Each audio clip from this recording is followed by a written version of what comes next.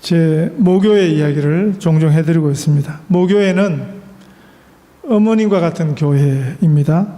처음 신앙생활을 시작한 교회가 우리 각자의 모교회입니다.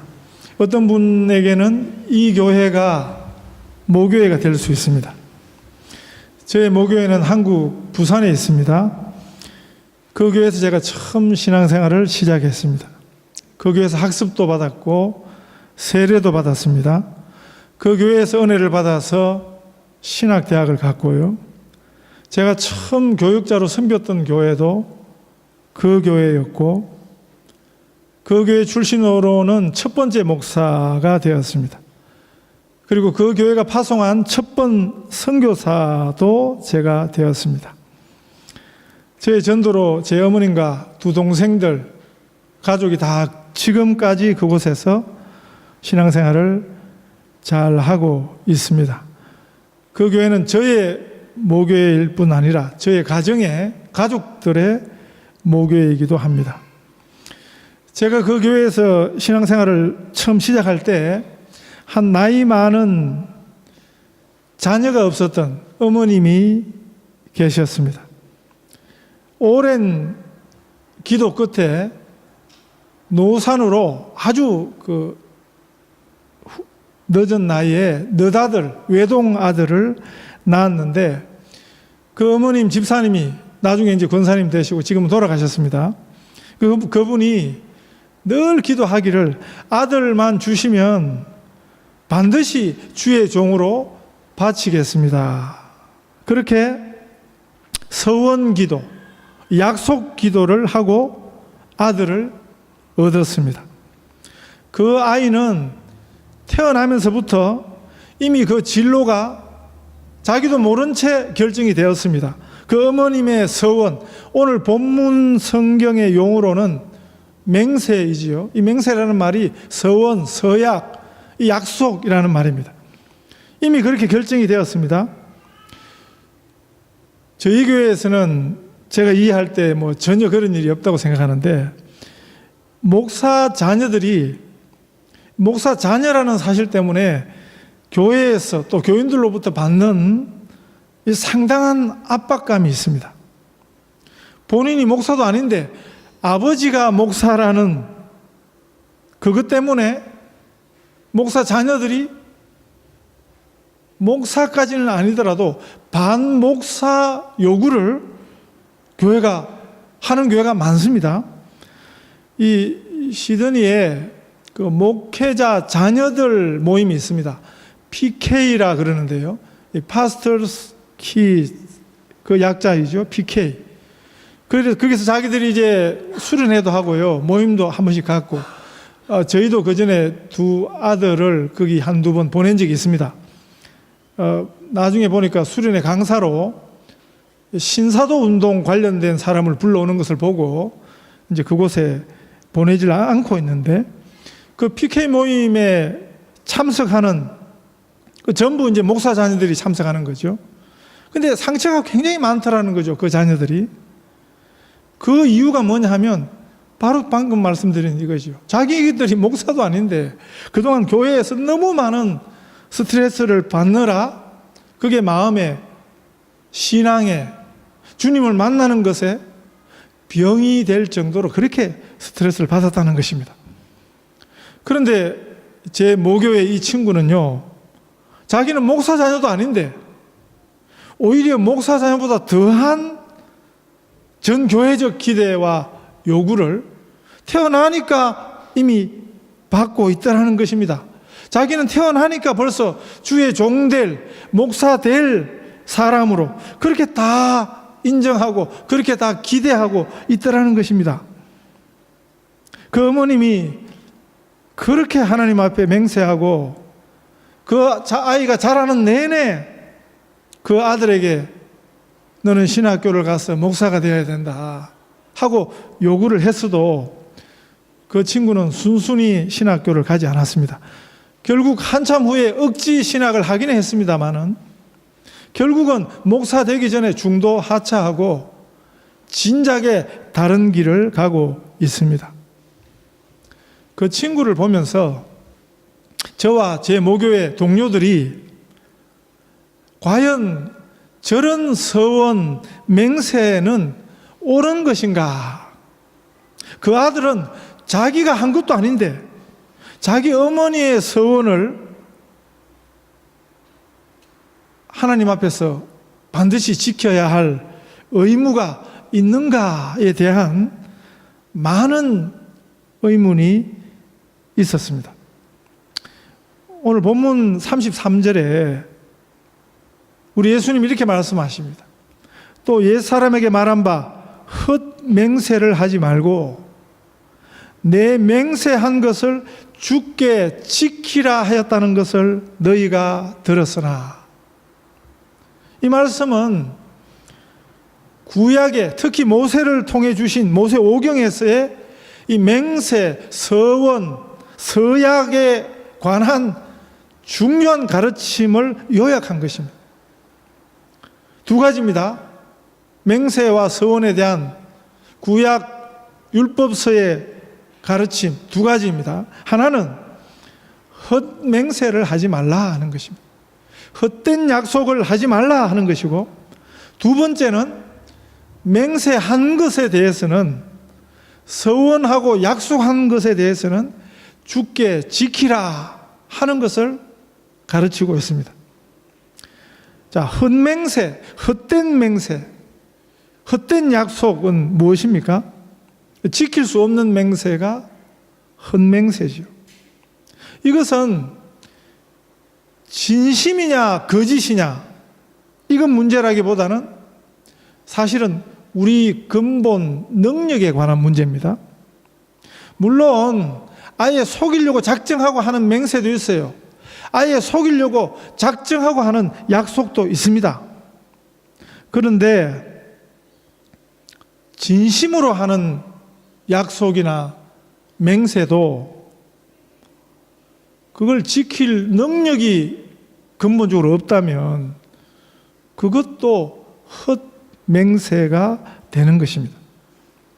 예수님의 대표 제자 베드로가 예수님께서 십자가 전날 밤에 제자들 있는 곳에서 너희가 다 나를 버려두고 도망갈 것이다, 내가 십자가에 매달리기 위해서 붙들려 갈 때 너희 제자들이, 내 제자들이 한 놈도 없이 다 도망갈 것이다. 그럴 때 베드로가 다른 사람들은 몰라도 나는 절대 그렇지 않습니다. 감옥까지 끝까지 가고 죽는 자리까지 나는 끝까지 주를 따르겠습니다. 그렇게 맹세를 했거든요. 그렇게 서원을 했거든요. 그럴 때 베드로가 거짓으로 그렇게 말한 것이 아닙니다. 베드로는 말은 이렇게 하지만 나는 도망가야지, 그런 마음으로 한 게 아니에요. 베드로는 진심으로 나는 절대 주님을 버리지 않겠습니다. 나는 끝까지 죽는 자리까지 주님과 함께 하겠습니다. 그렇게 고백했습니다. 맹세했습니다. 그 베드로의 진심이 담긴 그 맹세를 듣고 예수님이 베드로야, 내가 네게 말하노니 오늘 닭 울기 전에 네가 3번 나를 모른다고 부인하리라. 베드로의 결심대로, 베드로의 진심대로 되지 않고 예수님 말씀대로 되어졌습니다. 특별히 마가복음 14장에 보면 베드로가 예수님을 모른다고 한 번 부인하고 2번 부인하고 3번 부인할 때, 그 3번 부인은 뭡니까? 확실하게 부인했다는 것입니다. 한 번, 2번은 얼떨결에 부인할 수 있는데 그 한 자리에서 3번 부인했다는 것은 그건 확실하게 부인했다는 것입니다. 그런데 마가복음 표현은 이렇게, 마가복음 14장 71절에 베드로가 3번째 부인할 때 이렇게 기록하고 있습니다.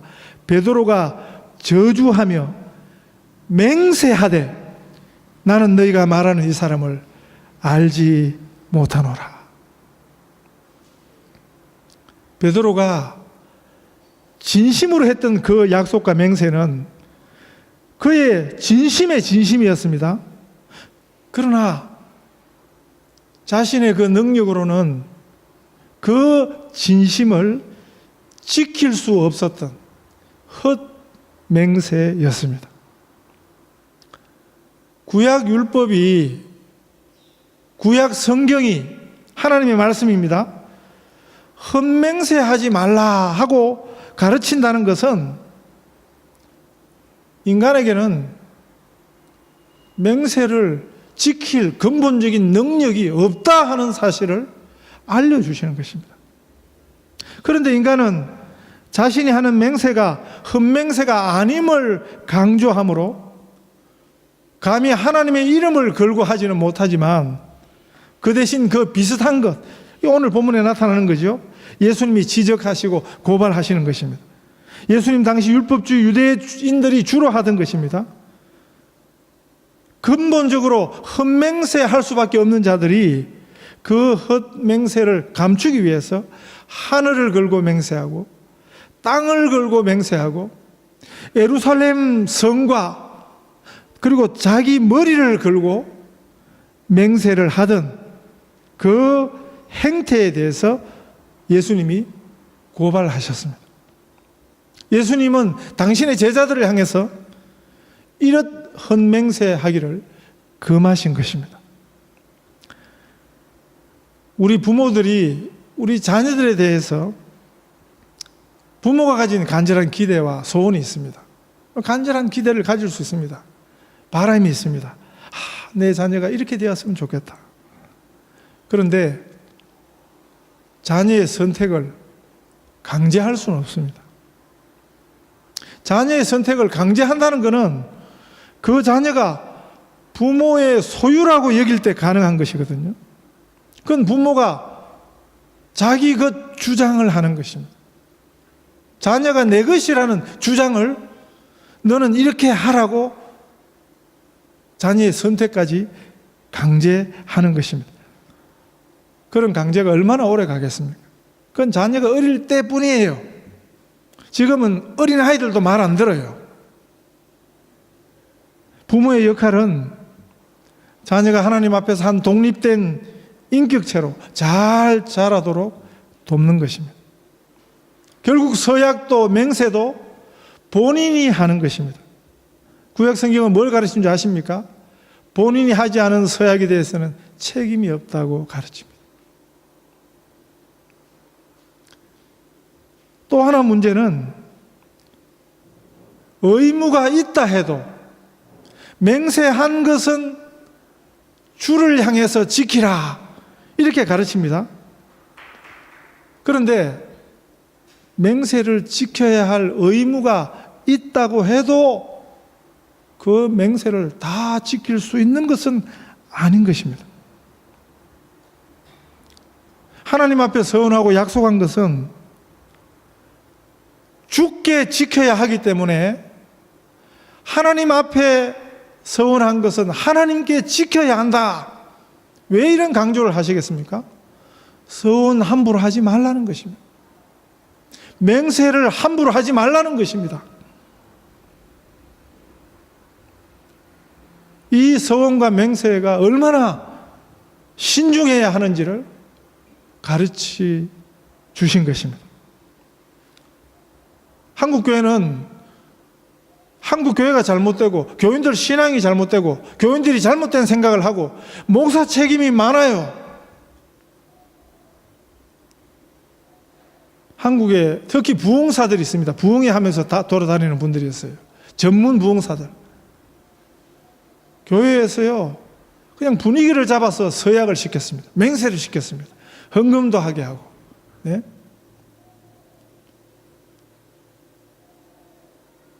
그 분위기에 해서 취해서 한 거 이런 거 다 무효입니다. 이 하나님 앞에 해야 하는 맹세, 서약은 굉장히 신중한 것입니다.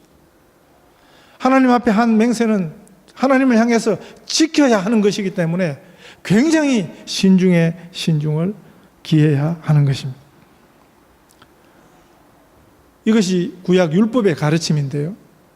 우리가 구약 율법의 말씀을 대할 때 항상 큰 전제 하나가 있습니다.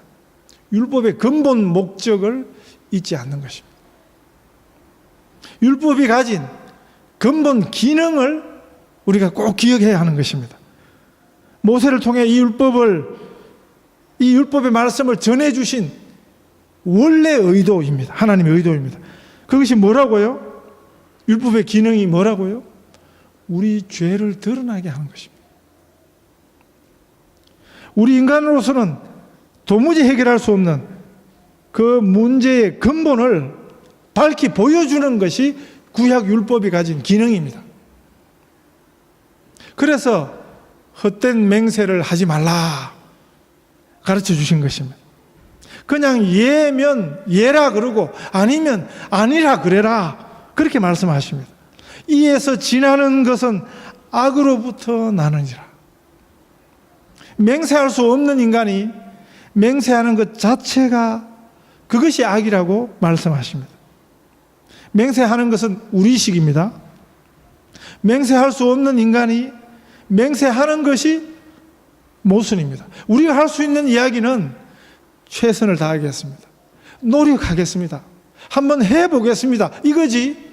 내가 반드시 약속한다든지 내가 절대 약속한다든지 그런 말은 우리가 할 수 없는 것입니다.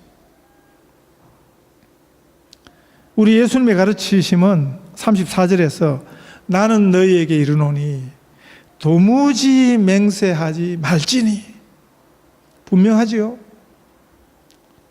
하늘로도 땅으로도 예루살렘 성으로도 머리로도 하지 말라. 하늘로 하면 왜 안 된다고 하십니까? 하나님의 보좌이기 때문에. 땅으로는요 하나님의 발등상이라. 예루살렘은 뭐라고 그랬습니까?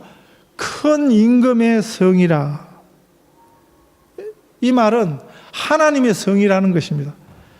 우리 찬송 중에 이런 찬송이 있습니다. 나 어젯밤에 잘 때 한 꿈을 꾸었네.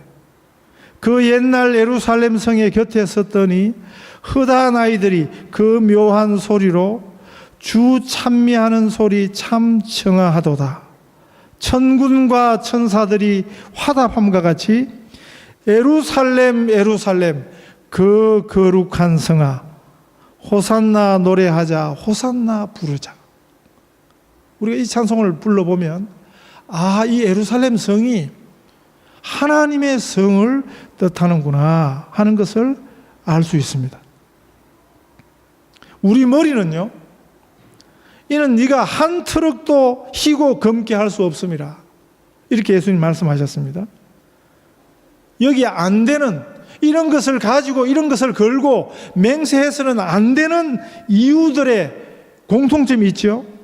이 다 하나님께 속한 것입니다. 하나님의 주권 영역 안에 있는 것입니다.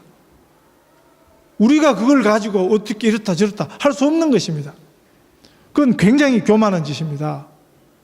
하나님의 주권을 우리가 감히 하나님만 하실 수 있는 건데 우리가 하나님의 주권을 하나님의 이름을 하나님의 것을 대고 맹세를 하겠다.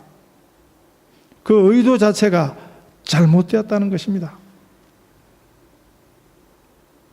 머리는 우리 것이라도 우리가 주장하지 못해요.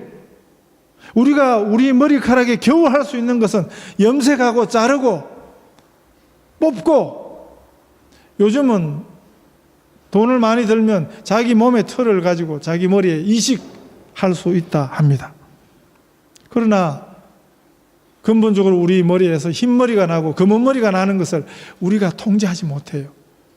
안 났으면 좋겠지만 우리 뜻대로 되지 않습니다. 하나님의 주권 영역 안에 있는 것입니다. 헛맹세를 하지 말라 하는 것은 헛맹세를 할 수밖에 없는 인생임을 알려주시는 말씀입니다. 맹세는 하나님께 지켜라 하고 말씀하시는 것은 그 맹세를 지킬 수 있는 능력이 우리에게 없다 하는 것을 알라고 알려주시는 것이 이 율법의 원래 기능입니다. 그래서 예수님께서 맹세하지 말라. 어떤 것으로도 하지 말라.